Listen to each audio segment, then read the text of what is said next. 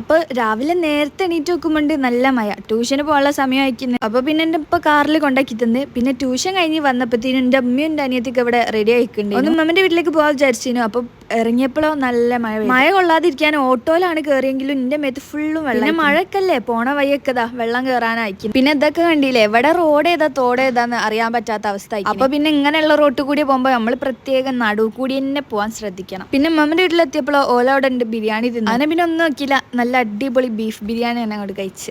അതൊക്കെ കഴിഞ്ഞിട്ട് ഒരു വൈകുന്നേരം ആയപ്പത്തിന് നമ്മളെല്ലാവരും കൂടി പുറത്തു പോകാന്ന് വിചാരിച്ച്. മഴക്കല്ലേ, അപ്പൊ ജസ്റ്റ് ഒന്ന് ചായ കുടിച്ച് വരാമെന്ന് വിചാരിച്ചിട്ട് കാറിലെല്ലാരും കൂടി കുത്തി നിറച്ച് കയറ്റി. പക്ഷെ അവിടെ എത്തിയപ്പോഴോ ചായ കുടിക്കാൻ ഒറ്റ ഒന്നും കാറിന് ഇറങ്ങില്ല. മഴ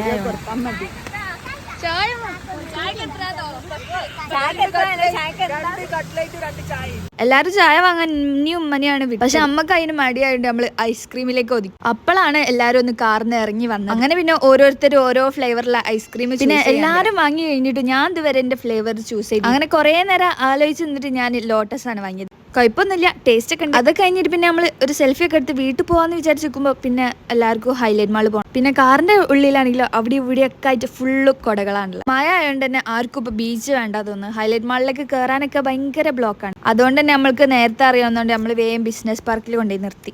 അത് കഴിഞ്ഞ് ലിഫ്റ്റ് കയറാൻ നോക്കുമ്പോണ്ട് നമ്മളെ ഇസു അപ്പുച്ചും വേഗം ലിഫ്റ്റ് കയറിയപ്പോൾ ഓലെ ലിഫ്റ്റ് പെട്ടെന്ന് അടിഞ്ഞിട്ട് ഓല് രണ്ടാളും ലിഫ്റ്റിൽ കുടുങ്ങി. അങ്ങനെ 2-3 ആൾക്കാർ മുകളിലോട്ടും പറഞ്ഞു വെച്ച് നമ്മളും ഇവിടെയും നിന്ന്. ഭാഗ്യത്തിന് സെക്യൂരിറ്റി ഉണ്ടായതുകൊണ്ട് കറക്റ്റായിട്ട് എത്തി.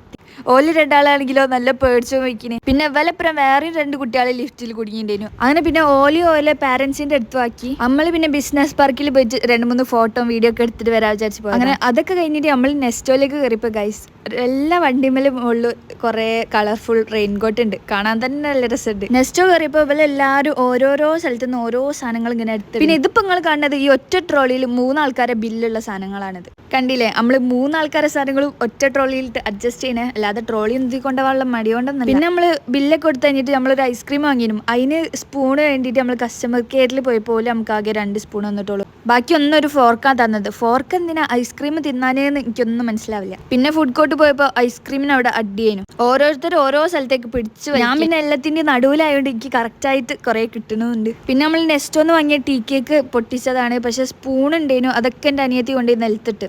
പിന്നെ കൈയില്ലേ, കൈ കൊണ്ട് അങ്ങോട്ട് തിന്നാണ്. പിന്നെ അവിടെ നിന്ന് ഇറങ്ങിയപ്പോൾ ഒരു ചെറിയൊരു കച്ചറിന്റെ ഭാഗമായിട്ട് ഓരോരുത്തരുടെ സാധനങ്ങൾ ഓരോരുത്തർ കൈമ പിടിക്കാൻ തുടങ്ങി. അപ്പൊ ഇന്നത്തേക്ക് ഇത്രേ ഉള്ളൂ. ബൈ.